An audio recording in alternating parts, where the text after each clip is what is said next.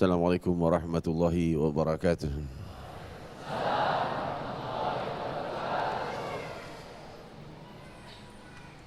Hamdan li Rabbin khassana bi Muhammadin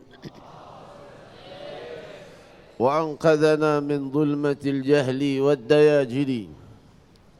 Alhamdulillahi alladhi hadana bi'abdihi al-mukhtari man da'ana ilayh بالإذن وقد نادانا لبيك يا من دلنا وحدانا صلى الله وسلم وبارك عليه وعلى آله. الحمد لله الذي جمعنا في هذا المجمع الكريم، والحمد لله الذي جمعنا في هذه المناسبة، والحمد لله الذي جمعنا في هذه الجلسة وفي هذا الاجتماع. Limpahan puji kehadirat Allah Subhanahu wa Ta'ala yang maha luhur, maha menguasai kebahagiaan dan maha menjadikan kehidupan dunia adalah jalur lorong menuju kehidupan yang abadi. Seraya berfirman, Tabarakalladzi biyadihil mulku wa huwa ala kulli syai'in qadir. الذي خلق الموت والحياة ليبلوكم أيكم أحسن عملا وهو العزيز الغفور.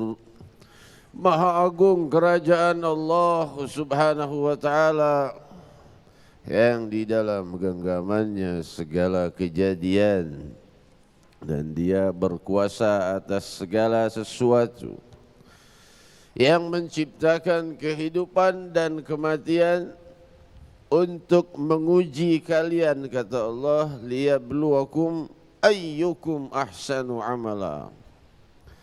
Kematian dan kehidupan adalah sekedar ujian mana yang terbaik dari hambanya dalam beramal. Kenapa Allah dahulukan kalimat kematian daripada kehidupan? Khalaqal mauta wal hayata. Ciptakan kematian dan kehidupan. Kenapa kematian dulu yang disebut bukan kehidupan? Karena manusia mestilah berasal dari ketidakfahaman yang selaras dengan makna kematian hati, yang dengan itu dihidupkan sanubarinya dengan tuntunan ilahi, tuntunan keluhuran, tuntunan kemuliaan, tuntunan kesucian, hingga mengenal ruku, mengenal sujud, dan mengenal hakikat-hakikat kedekatan kehadirat Allah. Maka hiduplah hatinya, maka ia tergolong hamba yang hidup secara zahir dan batin. Karena di dalam ucapan para salafus salih, wa fil jahli qabla al-mauti mautun li ahlihi wa ajsaduhu qabla al-quburi quburu.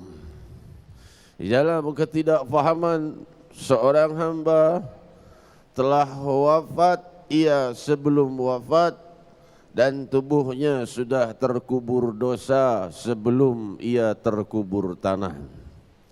Kehidupan mereka adalah kematian pada hakikatnya karena tidak memahami makna kehidupan itu. Oleh sebab itu, Allah sebut tadi yang menciptakan kematian dan kehidupan. Kita pahami dulu kematian ke hati kita dengan memahami makna kehidupan kita, dan di masa hidup kita itu, itulah masa cobaan-cobaan Allah untuk mencapai kemuliaan. Mana yang paling baik di antara kita amalnya, bukan saat mati. Kalau sudah mati, sudah selesai, tidak ada lagi perjuangan, tidak ada lagi untuk mencapai kemuliaan. Perjuangan dalam kehidupan, bukan dalam kematian. Namun kematian juga menjadi ibrah atau menjadi perantara bagi kita untuk memahami makna kehidupan yang kekal. Pemirsa TV One di mana pun Anda berada, juga para hadirin hadirat saudara-saudariku yang hadir. Amar ma'ruf nahi mungkar pada hakikatnya adalah satu kesatuan yang tidak bisa dipisahkan. Amar ma'ruf adalah nahi mungkar, dan nahi mungkar adalah amar ma'ruf. Memerintahkan seseorang berbuat baik berarti melarangnya dari berbuat yang jahat, dan melarang seorang berbuat jahat berarti memerintah kepada kebaikan. Jadi amar ma'ruf nahi mungkar itu berpautan, mempunyai satu makna yang sama namun mempunyai kekhususan yang berbeda. Amar ma'ruf lebih mengarah kepada perintah berbuat baik, tapi hakikatnya nahi mungkar juga itu. Jadi kalau ada seorang berkata kita harus jangan hanya amar ma'ruf saja, nahi mungkarnya mana? Justru nahi mungkar itu amar ma'ruf itu nahi mungkar juga. Amar ma'ruf nahi mungkar akan sangat mudah bagi orang-orang yang hatinya dipenuhi cahaya Allah. Karena apa? Karena hatinya selalu condong untuk ingin berbuat hal yang luhur dan malas berbuat dosa.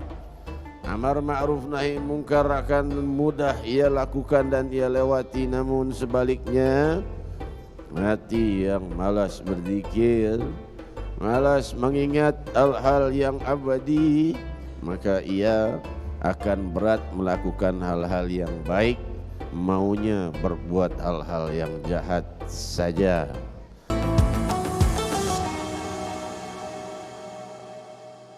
Pemirsa TV One dimanapun Anda berada, juga para hadirin hadirat saudara-saudariku yang hadir, pemimpin pembawa tuntunan terluhur Sayyidina Muhammad sallallahu alaihi wasallam, beliau telah memberikan kepada kita kefahaman bahwa setelah turun firman Allah Subhanahu wa taala, la yukallifullahu nafsan illa wus'aha, Allah tidak memaksa seseorang lebih dari kemampuannya. Maka Rasul sallallahu alaihi wasallam memberikan batas penjelas tentang ayat itu. Apa? Aklifu anfusakum ila ma la tutiqun. Paksa diri kalian, kata Rasul, paksa sampai batas yang kemampuanmu tidak bisa lebih lagi. Itu makna penjelas ayat Allah tidak memaksa lebih dari kemampuan. Jadi maksudnya Nabi, paksa dirimu sampai batas kemampuanmu. Jangan ayat itu kita jadikan dalil untuk meremehkan dan dalil untuk malas berbuat hal-hal yang luhur. Kan Allah tidak maksa melebihi kemampuan, tapi dibatasi oleh Nabi dengan cara paksa dirimu sampai batas kemampuanmu. Itulah kesempurnaan daripada menjalankan perintah Allah Subhanahu wa taala. Ketika seseorang dari saudara atau saudari kita berbuat kesalahan, layak bagi kita untuk membenahinya. Pembenahan bisa berupa teguran, bisa berupa nasihat, bisa berupa doa, karena doa itu juga bukan hal yang remeh. Karena Rasul sallallahu alaihi wasallam bersabda, inna a'jazan nas a'jazuhum bid-du'a. Orang yang paling lemah adalah orang yang lemah dalam berdoa. Makin lemah seorang berdoa, makin lemah ia di dalam melewati samudra kehidupan ini. Amar ma'ruf nahi mungkar akan sangat mudah bagi orang-orang yang hatinya dipenuhi cahaya Allah. Karena apa? Karena hatinya selalu condong untuk ingin berbuat hal yang luhur dan malas berbuat dosa. Amar ma'ruf nahi mungkar akan mudah ia lakukan dan ia lewati, namun sebaliknya hati yang malas berzikir, malas mengingat hal-hal yang abadi, maka ia akan berat melakukan hal-hal yang baik, maunya berbuat hal-hal yang jahat saja. Saudara-saudariku yang kumuliakan, ketika saudara-saudari kita terjebak ke dalam kesalahan, kita mempunyai metode. yaitu menegakkan atau membenahinya atau memperingatkannya sesuai dengan tugas kita. Kalau kita aparat keamanan, ya jangan hanya menasihati karena tugasnya memang menangkap. Kalau kita bukan aparat, tugas kita bukan menghakimi dan menangkap, tapi menasihati. Ya. Kalau tugas kita adalah sebagai keluarganya, sebagai ayahnya atau sebagai kakaknya, kita beri peringatan yang lebih tegas karena kita adalah orang yang lebih tua darinya dan ayahnya misalnya. Kira-kira seperti itu. Kembali pada posisi kita berhadapan dengan orang yang bersalah. Namun satu hal yang perlu saya sampaikan, ini ketika muncul kesalahan dari salah seorang hamba Allah, apalagi muslim, maka masyarakat hendaknya berpikir untuk membenahi bagaimana supaya hal itu tidak terulang. Bukan berpikir menggunjingnya. Ini si fulan, maaf saya enggak sebut namanya, malas ya. Si fulan barangkali dosanya sudah habis karena kebanyakan yang gunjing di barat dan timur. Barangkali dosanya sudah diampuni Allah karena kebanyakan yang menggunjing. Orang yang menggunjingnya itu akan mengambil sebagian daripada dosanya. Oleh sebab itu Al-Hasan radhiyallahu anhu wa ardhah, ketika ia mendapat kabar ada orang yang menggunjingnya, ia datang dengan membawa kurma rutab. Kurma rutab itu kurma yang paling bagus karena setengah matang. Kurma kalau dibiarkan itu akan matang. Sebelum dia matang itu lebih enak dari kurma yang matang. Kurma rutab namanya. Kalau dipecah isinya manis seperti madu, luar biasa. Dibawa kepada orang itu. Ini hadiah untukmu. Maka ia berkata, ada apa wahai imam sampai kau berikan aku hadiah rutab? Karena kamu menggunjing saya. Loh, saya menggunjing kamu, kok imam terima kasih sama saya bawa hadiah? Iya, karena kamu sudah rela ngambil sebagian dosa saya. Jadi kalau orang banyak berdosa, kita gunjing, kita kebagian dosanya. Benerin enggak, dosa iya terus kebagian. Seluruh Indonesia gunjing, udah selesai kali dosanya tuh orang. Hadirin hadirat yang dimuliakan Allah, Rasul sallallahu alaihi wasallam mengajarkan kepada kita untuk menjalankan hal itu dengan memaksakan diri kita sampai batas kemampuan. Lebih dari batas kemampuan, la yukallifullahu nafsan illa wus'aha. Tidak ada paksaan bagi kita, tidak ada paksaan dari Allah kepada kita melebihi batas kemampuan kita. Bapak Presiden ini tugasnya jangan sampai gempa Bapak Presiden, koruptor Bapak Presiden, maling ayam Bapak Presiden dilapori, telur hilang Bapak Presiden juga dilapori, lalu dikatakan negara gagal, mau ganti pemimpin lagi, berantakan lagi negara ini.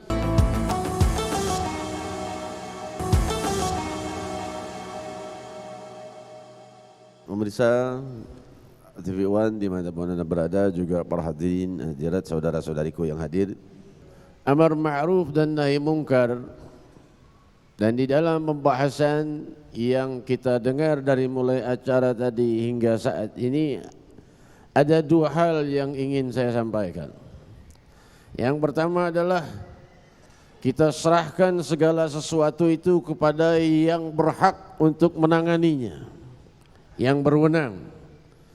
Fulan, saya tidak sebut namanya, fulan itu kan yang menangkap aparat juga, yang melepas aparat juga, tapi yang menangkap kemudian aparat juga. Jadi tidak 100% aparat kita bisa salahkan. Ada yang benar, ada yang tidak benar. Perlu dibenahi untuk semakin benar dan semakin benar. Yang kedua adalah teguran atau kritikan. Sungguh hal itu telah terjadi di masa sahabat Rasul sallallahu alaihi wasallam kepada Rasul sallallahu alaihi wasallam sekalipun. Butuh bayan dari Rasul sallallahu alaihi wasallam dan penjelasan. Namun kita perlu berpikir lagi bahwa tugasnya Bapak Presiden itu bukan semua tugas. Ya, Bapak Presiden ini tugasnya jangan sampai gempa Bapak Presiden, koruptor Bapak Presiden, maling ayam Bapak Presiden dilapori, telur hilang Bapak Presiden juga dilapori. Kira-kira ini wewenangnya di mana? Wewenangnya aparat, wewenangnya hakim, wewenangnya polisi, masing-masing harus berjalan dengan tugasnya masing-masing. Jangan dibebankan kesemuanya kepada Bapak Presiden. Satu hal buruk saja lalu dikatakan negara gagal. Masya Allah. Berapa banyak kebaikan yang diperbuat oleh pemimpin kita, berapa banyak kesalahannya, coba ditimbang. Mau ganti pemimpin lagi, berantakan lagi negara ini. Oleh sebab itu kita punya dua timbangan. Yang pertama firman Allah Subhanahu wa taala agar kita taat kepada Allah dan Rasul lebih dari segala-galanya. Itu sudah pegang. Tapi ada hadis riwayat Sahihul Bukhari bahwa Rasul sallallahu alaihi wasallam bersabda, jika telah naik seorang pemimpin dari muslim lalu ia berbuat kebaikan, membawa manfaat kepada suatu kaum, namun membawa mudarat juga pada sebagian lainnya, maka ambil manfaatnya dan maafkan mudaratnya. Ini hadis riwayat Sahih Bukhari di saat Rasul di akhir wafatnya, dan inilah khutbah terakhir Sayyidina Muhammad sallallahu alaihi wasallam. Di satu pihak kita harus tegas untuk lebih taat pada Allah dan Rasul dari seluruh makhluk, tapi di pihak lainnya kita harus bijaksana pada pemimpin, karena Rasul juga memerintahkan kita untuk menghormati pemimpin. Hadirin hadirat yang dimuliakan Allah, saudara-saudariku yang muliakan. Lalu apa yang harus kita perbuat sekarang? Generasi muda. Pembenahan generasi muda inilah yang akan menggantikan para pemimpin, para pejabat, para pengusaha 10-15 tahun yang ke depan. Insya Allah setelah ini kita berdoa bersama untuk apa? Untuk terbenahinya generasi pemuda kita dari generasi narkotika, miras, perjudian dan sebagainya menjadi generasi muda yang luhur, siap memimpin keluhuran di masa mendatang kelak. Amin. Dan semoga para pejabat kita diberi bimbingan keluhuran. Amin. Dan semoga mereka yang berbuat kejahatan diberi daya untuk bertaubat. Amin. Dan ribuan orang-orang yang masih terlibat koruptor yang belum terbongkar segera diberi keinginan untuk bertaubat dan mengundur dari perbuatan mungkarnya. Amin. Bismillahirrahmanirrahim. Alhamdulillahirabbil alamin. Wassalatu wassalamu ala sayyidil mursalin wa ala alihi washabbihi wasallam. Kita bermunajat kepada Allah Subhanahu wa taala yang maha luhur. Allah Subhanahu wa taala membenahi bangsa kita. Allah Subhanahu wa taala membenahi para pejabat kita, membenahi masyarakat kita, membenahi rakyat yang terendah sampai yang tertinggi. Ya Rahman ya Rahim, cahaya hidayah berpijar dari genggaman-Mu menerangi sanubari hamba yang Kau kehendaki. Telah Kau tenangkan banyak dari gunung-gunung yang kemarin merisaukan kami.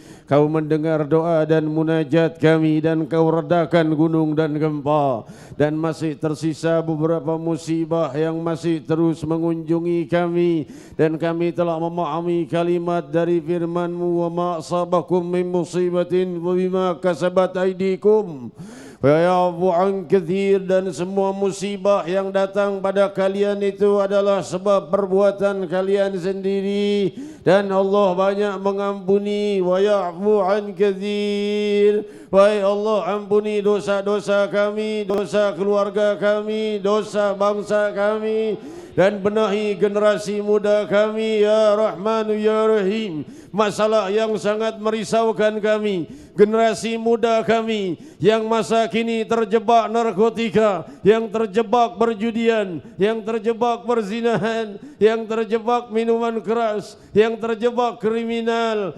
10-15 tahun bagaimana keadaan bangsa kami jika para pemimpin kami dari golongan seperti itu, golongan narkotika, golongan miras, golongan penjudi, golongan pezina, golongan kriminal. Ya Allah, benahi generasi muda kami, bangkitkan semangat para dai dan para ulama, bangkitkan semangat masyarakat untuk membenahi bangsa dengan kemuliaan namamu yang maha luhur. Generasi muda kami titipkan kepada pangkuan bimbingan hidayahmu. Faqulu jami'an ya Allah, ya Allah, ya Allah, ya Allah, ya Allah.